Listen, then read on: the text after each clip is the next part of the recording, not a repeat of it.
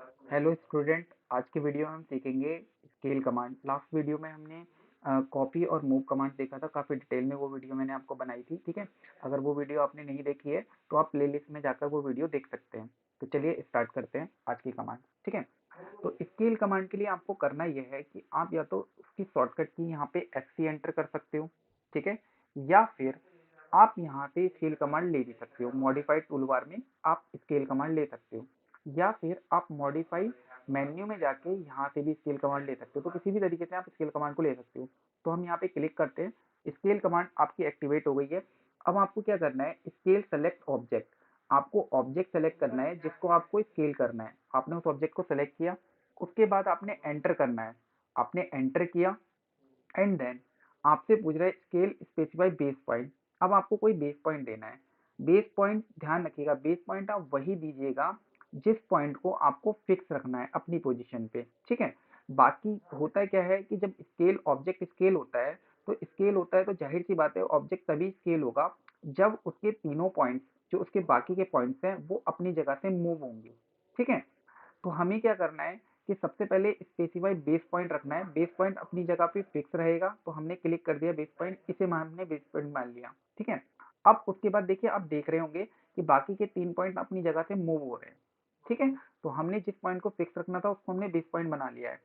अब आपको scale factor देना है। नीचे बोला जा रहा है आपसे स्पेसिफाई स्केल फैक्टर। अब आपको स्केल फैक्टर देना है। स्केल फैक्टर में क्या करना है आपको, आपको ये देना है कि आपको इसे कितने गुना बड़ा या छोटा करना है अपने ऑब्जेक्ट को, ठीक है। किस स्केल रेशियो में आपको इसे रखना है, वो स्केल रेशियो आपको इस यहाँ पर देना है, ठीक है। तो सपोज मुझे इस ऑब्जेक्ट को जस्ट डबल करना है। अगर ये ऑब्जेक्ट टू टू 2/1 का है तो मैं इसको 4/2 का बनाना चाहता हूँ। जस्ट डबल हो गया, ठीक है। तो मैंने इसका स्केल फैक्टर दिया 2। तो ये ऑब्जेक्ट मेरा जस्ट डबल हो जाएगा। इसकी लेंथ 4 हो जाएगी और विड्थ इसकी हमारी 2 हो जाएगी। तो हमने एंटर किया तो ये देखिए ऑब्जेक्ट जस्ट डबल हो गया, ठीक है। अब इसको वापस उसी पोजीशन में ले जाने के लिए जिस पोजीशन में ये था, अब हम क्या करेंगे, फिर से हम स्केल कमांड लेते हैं, ऑब्जेक्ट को सेलेक्ट करते हैं, एंटर करते हैं और उसके बाद इसका बेस पॉइंट दे देते हैं जिसे हमें फिक्स रखना है। अब उसके बाद देखिए, स्केल कमांड लिया, यहाँ से ऑब्जेक्ट को सेलेक्ट किया, एंटर किया, इसका बेस पॉइंट दिया एंड देन उसके बाद अब आपको स्केल फैक्टर देना है। तो स्केल फैक्टर आपको ऑब्जेक्ट को जस्ट हाफ करना है। तो हाफ का मतलब क्या होता है, 1/2 होता है या फिर 0.5 होता है। तो कुछ भी आप दे सकते हो। तो आपने 1/2 दिया या फिर 0.5 दिया, ठीक है, और एंटर कर दिया। तो स्केल फैक्टर आपने जैसे 1/2 दिया तो आपका ऑब्जेक्ट उसी पोजीशन में पहुंच गया जिस पोजीशन में वो था, ठीक है। इसके बाद फिर से स्केल कमांड लेते हैं, ऑब्जेक्ट को सेलेक्ट करते हैं और एंटर करते हैं and then scale specify base point आपसे पूछ रहा है। आपने बेस पॉइंट दिया। बेस पॉइंट देने के बाद अब ये ऑप्शन आता है आपके पास कॉपी का। आपने कॉपी का ऑप्शन लिया, उसके बाद अब आपसे पूछ रहा है स्केल फैक्टर।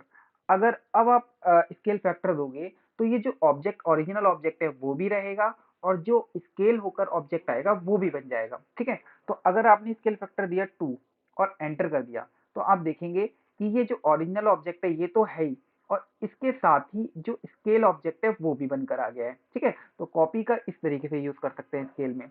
फिर इसके बाद देखते हैं हम, यहाँ पे आता है आपका एक ऑप्शन रेफरेंस। तो उसके लिए क्या करेंगे, फिर से हम ऑब्जेक्ट को सेलेक्ट करते हैं।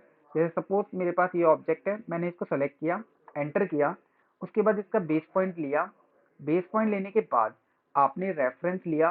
रेफरेंस लेने के बाद आपने यहाँ से specify reference length, reference length दिया आपने यहाँ से यहाँ तक, ठीक है। ये रेफरेंस लेंथ दिया आपने। अब आप इस लेंथ को कितना रखना चाहते हो, ठीक है। यहाँ पे आप इस लेंथ को कितना रखना चाहते हो, ये पहले 2 फीट है, ठीक है, पहले से ये 2 फीट है, आप इसे कितना रखना चाहते हो। जैसे मान लीजिए आप इसे 5 फीट रखना चाहते हो, तो जो आपकी ये लेंथ है ये ये इसी रेशियो में आपकी इंक्रीज हो जाएगी, ठीक है। तो इसका यूज हम कहाँ करते हैं, हम कहाँ करते हैं, जैसे ये बॉक्स है हमारे पास 10 बाई 10 फीट का, ठीक है। इसमें हमें इस ऑब्जेक्ट को फिट करना है, लेकिन हमें नहीं पता यार ये इसका स्केल फैक्टर क्या रखना पड़ेगा हमें, ठीक है। तो हम क्या करेंगे कि इस ऑब्जेक्ट को रेफरेंस के थ्रू इस ऑब्जेक्ट इसमें फिक्स करेंगे। कैसे, हमने इस ऑब्जेक्ट यहाँ से स्केल कमांड लिया, ऑब्जेक्ट को सेलेक्ट किया, एंटर किया, उसके बाद हमने यहाँ पे कहीं पर भी ऑन स्क्रीन क्लिक किया, इसका फर्स्ट पॉइंट बेस पॉइंट दिया जिसको हमें स्केल करना है उस ऑब्जेक्ट का। उसके बाद हमने यहाँ पे सेकंड पॉइंट लिया, सॉरी कंट्रोल जेड करता हूँ मैं अभी, ठीक है।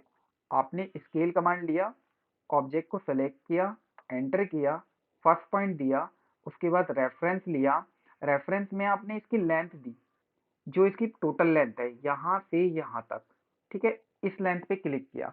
अब आपसे पूछ रहा है स्पेसिफाई न्यू लेंथ, तो न्यू लेंथ आप क्या रखना चाहते हो? जाहिर सी बात है 10 बाई 10 ये आपका बॉक्स है, तो आप या तो 9 फीट रखना चाहोगे तभी इस ऑब्जेक्ट में इसमें फिक्स होगा बॉक्स में, या फिर 8 फीट रखना चाहोगे, तो जो भी आप रखना चाहते हो वो आप रख सकते हो।